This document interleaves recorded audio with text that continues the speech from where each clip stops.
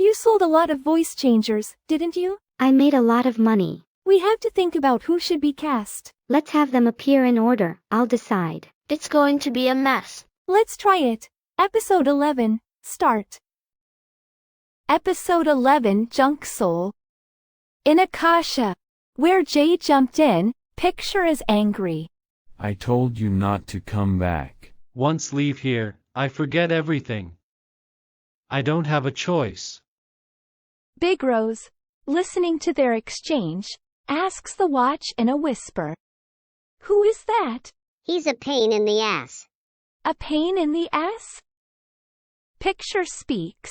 You always get out different times. What do you mean different times?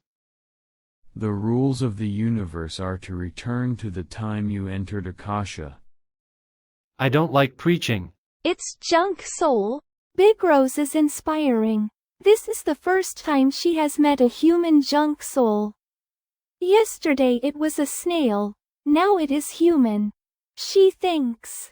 What's lucky? Jay walks towards the door. Picture speaks. I'm not going to let you do that this time. At picture signal, a stop sign came running. A rope marked, "No trespassing," also blocked the way. Jay, however, did not care and kicked the door open. Then he jumps out of the door. At that moment, there was a loud noise and the entire room warped. Akasha's staff flies. There, on a rock, the ocean waves lapped against it. Jay jumped out onto a rock. At that moment, there was an earthquake. The ground shook so much that Jay stumbled and realized that a rope was wrapped around his waist. The rope extends from inside Akasha. Jay realized that Akasha's memory was still intact. Probably it's because I'm connected to you. Rope smiles at Jay. Next thing, Jay notices something falling from directly above him. It is LaRue. LaRue. LaRue wakes up. Jay? Jay holds the door open and shouts. Stretch body. You dive in. LaRue stretches out his body. When the door is moved, Jay falls at the point where LaRue falls. Jay quickly held the door up, and LaRue fell at a high speed toward Jay's face. With a tremendous sound, LaRue enters the door. Jay throws the door to the side. I thought I was going to die. Jay then jumps in the door. Conter had been watching the whole thing from a boat stranded on rocks. Conter and Subordinate had come to search for Jay's body. Did you see? No, what? Subordinate couldn't see Jay. Conter shouted as he slid across the sloping deck. He's on the rock. He's alive. In Akasha, where LaRue jumped in, the moment LaRue jumped in, he was touching the white stone of Mala. Therefore, the wall of light reflected the forest of the primitive era. LaRue plowed through Akasha at breakneck speed and disappeared into a wall of light. No one knows what passed through. To the staff's surprise, Jay returned to Akasha. Where is LaRue? Floorlamp is surprised. What? It was that boy? Jay looked at the front wall of light. He entered in there. Then Furnitures and Miller stood in front of the wall. Jay is puzzled. Let me tell you something good. You might want to reposition the door. No one's coming in. What's? Penstand was surprised when he looked outside the door. It is a rocky place in the sea. What the hell is this place? Staff gather at the door. We're going to put the door back. Help me out. And they go out. Anyone who interfered with Jay was gone. But now Floorlamp stops Jay. Floorlamp says, Let me tell you something good, too. Floorlamp retrieved a light from the Akashic records. That light became the scene of Jay's crash with Uncle G yesterday. Jay is suspended in midair with a rope around his neck, on the verge of fainting. I didn't know I was in this condition. You almost died and next. A cheap wooden door came flying and hit Jay, who nearly fainted. In his daze, Jay opened the door and jumped in. You call the door when you are in danger.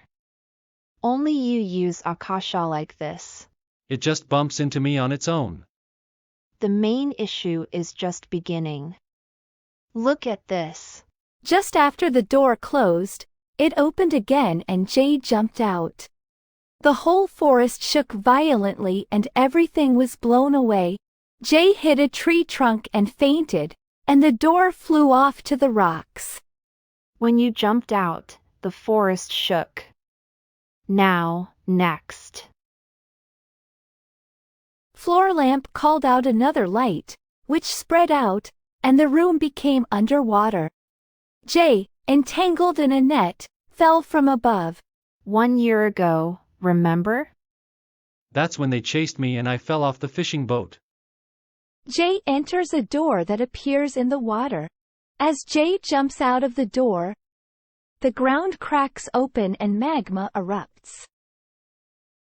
I can't believe it's an underwater volcano at a time like that timing. You caused that volcano. What? I caused? Floor lamp again calls the next light. This is 5 years ago. The scene then changes to a battlefield. As Jay, dressed in his military uniform, runs out of Akasha's door, the ground cracks and many vehicles fall into it. I remember. That's when I got run over by a tank. Floor lamp calls next light. Next, 8 years ago. The scene that emerges is Jay trying to infiltrate an enemy hideout in Kamis. Jay jumps out of the door and lightning strikes the trees around him.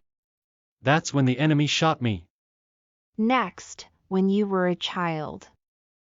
When Jay was a street child, as Jay ran out the door, there was a huge earthquake and the building collapsed.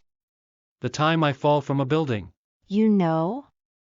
Whenever you left Akasha, there was always a disaster, wasn't there? It seems so. What an amazing ability! That's how you've been saved from danger. It was more danger after went out the door. But in the end, you escaped death. That's enough. Now explain to him how to open the door. Jay responds. How to open the door? Floor lamp replies and calls Jay to the door. She then tells Jay to kick the door. Jay does it, and the right door opens like a left door. Right.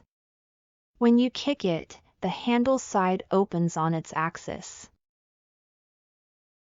Behind the open door is a view of the large rock shelf plaza. Jay peeks outside. Think about it. You came in here on a different time, didn't you? Floor lamp has Jay hold the door handle. Open this. Jay grabbed the handle and opened the door. Then, the outside is on the verge of crashing into the rocks at a high rate of speed. Jay involuntarily pulled himself and closed the door. Oh, that scared the hell out of me. You know. This is the time you came in. You want me to come out here? I'm going to hit the rocks the second I get out. Of course. That's the right way out. Jay says, opening and closing the door. Am I really leaving here? Picture says. That is your destiny. You must follow the rules of the universe. Everyone does. Jay gently kicks the door open. Pen stand has moved and the door is now in the rock shelf plaza. Jay closes the door. Okay. I'll think about it.